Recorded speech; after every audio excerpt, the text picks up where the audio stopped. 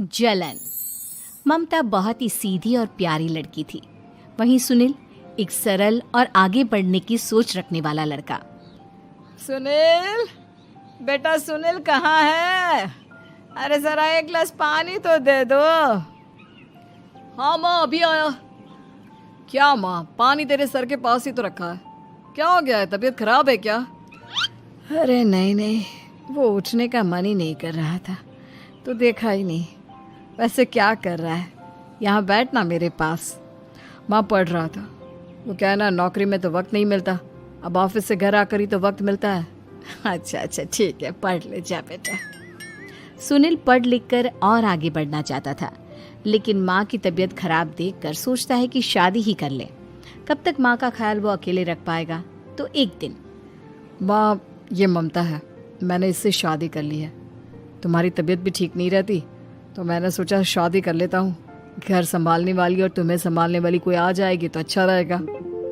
माँ अचानक से सामने बहू देखकर हैरान रह जाती है। बेटा ये क्या बात होती है? न बैंड, न बाजा, न दहेज, न शगुन, ऐसे कैसे बहू आ गई? माँ तू तो जानती है, मैं नौकरी के साथ पढ़ाई कर रहा हूँ, तो कहाँ से इतना पैसा बचा पाता कि धूमधाम से शादी करता। वैसे भी माँ, लोग तो आकर खाकर निकल जाएंगे, इसलिए बस वैसे ही। माँ जी, मैं आपका ख्याल रखूंगी। वैसे भी ये आगे की पढ़ाई कर रहे हैं, अच्छा कुछ कर गए तो सबके दिन फिर से अच्छे आ जाएंगे। सास को ममता की बात ठीक तो लगती है, लेकिन मन में कहीं ना कहीं लगता है कि कहीं बहू बेटे को लेकर फुर्र ना हो जाए और फिर तो वो रह जाएगी अकेली। बेटा देख, मेरा जो कुछ भी है वो सुनील ही है, और सुनील का भी अब इस दुनिया में मैं ही हूँ और कोई नहीं। क्या सुनील? बिल्कुल माँ, लेकिन आज से ममता भी मेरे जीवन का अहम हिस्सा है, जैसे तू है। सास को बड़ा बुरा लगता है कि उसकी सल्तनत में कोई और हिस्सेदार कैसे हो सकता है। कैसे कोई और उसके 30 साल के बेटे की जिंदगी में अचानक से आकर बराबर का हिस्सेदार बन सकता है। देख बहू, मैं भले थोड़ा बीमार रहती हूँ, लेकिन इसका मतलब यह नहीं कि घर की चीजों में मेरा कंट्रोल खत्म हो गया है। मैं आज भी इस घर की रानी हूँ, समझी? बेटा सोचता है कि ये माँ को अचानक से क्या हो गया। कल तक जो माँ कहती थी कि जिंदगी का कोई भरोसा नहीं, वो अचानक से जंग के मैदान की झांसी की रानी कैसे बन गई? माँ क्या हो गया है? सब ठीक है ना? अचानक कैसी बात कर रही हो? ममता का आज पहला दिन है, स्वागत करो उसका। आसपास की आंटियों को बुलाओ, नई दुल्हन की मुंह दिखाए करवाओ। खैर, सास होने का फर्ज निभाती है और बाद में एक सहेली के साथ बाहर निकल जाती है। क्यों री, बताया नहीं कि बेटे का ब्याह कर रही हो? वैसे तो सारा दिन हम ही में घुसी रहती हो। अरे मुझे भी तो अभी पता चला, यूं अचानक सर पर लेकर आ गया। कहता है बहू है माँ तुम्हारी, अब इसको भी इतना ही मैं प्यार करता हूँ जितना तुझे करता हूँ। लो जी, ये क्या बात होगी? क्यों इतना प्यार करता है? अरे माँ का प्यार तो ज्यादा होता है। अब उसको तो कोई दूसरा पति मिल सकता है, लेकिन तुम ही बताओ, क्या माँ की ममता किसी और की हो सकती है? ना जी ना, बेटे को समझाओ ये बात। अरे क्या समझाऊं, मुझे तो खुद ही समझ में नहीं आ रहा कि क्या हो रहा है। जो बेटा कल तक माँ माँ करता था, अचानक से बीवी बीवी का राग आलाप रहा है। देखा, उसकी बीवी ना सुंदर और जवान है। सुंदरता के आगे तो एक से एक नहीं टिके, तो तेरा बेटा किस खेत की मूली है? सास को भी समझ में आ जाता है कि बहू की सुंदरता के आगे माँ का प्यार किसी काम का नहीं। उधर बीवी, ए जी, अम्मा जी सहेलियों को छोड़ने गई थी, अभी तक आई नहीं, हम देख आए क्या? अरे रहने दो ना, आ जाएंगी। कहाँ जाएगी, उनकी आदत है, एक बार जाती है तो पूरी पंचायत खत्म करके ही आती है। अच्छा ही है, खाना वाना खा कर गई होगी। छोड़ो ना, घूमेगी तो खाना पचेगा, नहीं तो ऐसे ही खाट पकड़ लेगी। बहू भी शांत हो जाती है। उधर सास सोचती है कि आज थोड़ा देर से ही घर जाती हूँ, जब बेटा परेशान होकर ढूंढेगा तब मजा आएगा। बीवी को खुद ही पता चल जाएगा कि माँ के आगे उसकी दाल नहीं गलेगी। लेकिन वहीं दूसरी ओर घर पर, ए जी, माँ जी अभी भी नहीं आई, हमको तो घबराहट हो रही है कि क्या करें, जाकर पता करें किसी के घर। अच्छा, कहाँ जाओगी ये भी बता दो। पहला दिन है तुम्हारा इस घर में और एक ही दिन में मोहल्ला छानोगी क्या? हाँ, तो आप भी तो नहीं जा रहे हैं ना, हमको फिक्र हो रही है। अरे यार, ये रोज का है अम्मा का, खाओ और सो जाओ। बस फिर क्या था, बेटा बहू खाना खाते हैं और कमरे में सोने चले जाते हैं। उधर जब सास को कोई देखने नहीं आता तो वो हार कर घर आ जाती है, जहाँ वो देखती है कि सारे घर की लाइट्स बंद है। सास को गुस्सा आता है, बहू, ममता बहू कहाँ हो? लेकिन सारे दिन की थकी बहू को ऐसी नींद आती है जैसे किसी ने भांग की गोली खिला दी हो। वो तो नहीं उठती। उठकर आ जाता है बेटा। अरे क्या बात है अम्मा, काहे चिल्ला रही हो? अरे सो जाओ ना, सुबह की थकी है बहू, वो सो रही है। जोर से बोलोगी तो नींद खुल जाएगी उसकी। माँ को गुस्सा आ जाता है। फिलहाल तो सो जाती है, लेकिन मन ही मन ढेर सारा जहर बहू के लिए भरा होता है। सुबह बहू चाय बना रही होती है कि सास धीरे से गैस तेज कर देती है, जिससे चाय का बर्तन जल जाता है। और जैसे ही बहू चाय का बर्तन उठाती है, उसका हाथ जल जाता है। मेरा हाथ जल गया।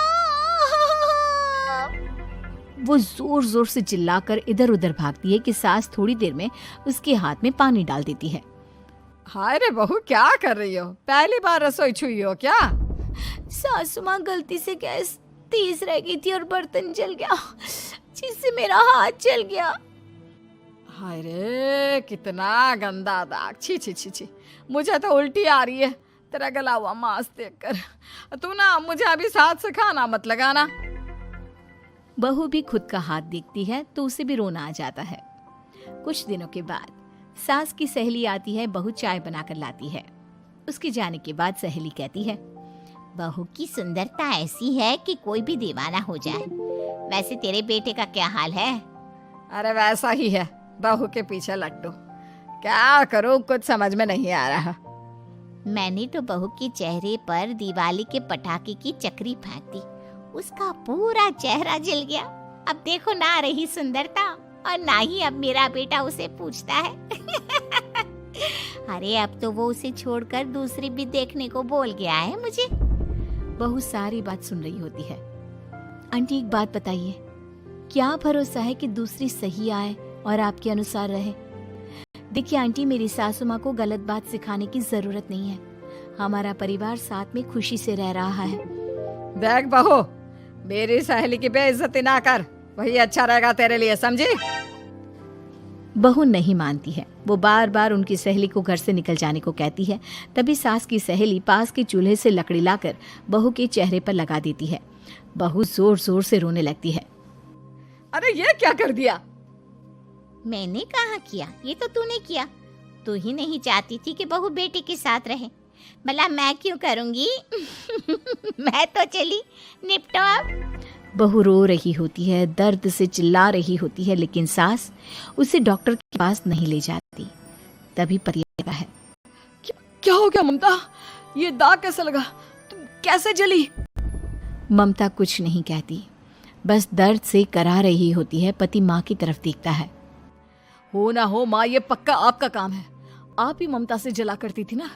देखना माँ, अब पुलिस आएगी, केस बनेगा, लेकिन पहले मैं ममता को अस्पताल लेकर जा रहा हूँ। सभी अस्पताल जाते हैं, जहाँ डॉक्टर ममता की सास से कहते हैं, आपने तो नहीं जलाया ना बहू को?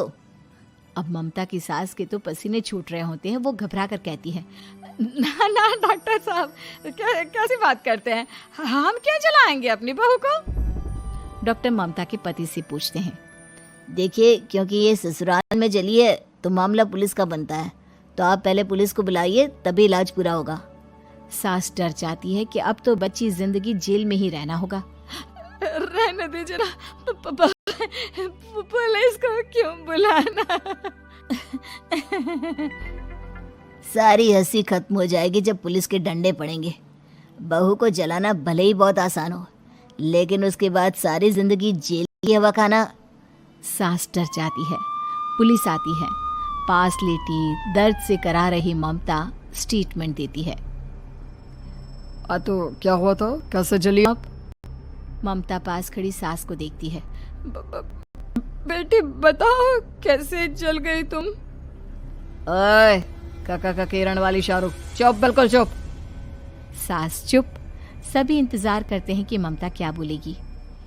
जी, मैं खाना बना रही थी, लकड़ी उड़कर मेरे ऊपर गिर गई और मैं जल गई। सास बहू की बात सुनकर रोने लगती है। देखा माँ, कितनी समझदार है ममता। ये चाहती तो, हाँ बेटा, ये चाहती तो मैं आज जेल में होती। मुझे माफ कर दे, मैं आगे से अभी कभी ऐसा नहीं करूंगी। बहू के साथ मिलकर रहूंगी, मुझे माफ कर दे।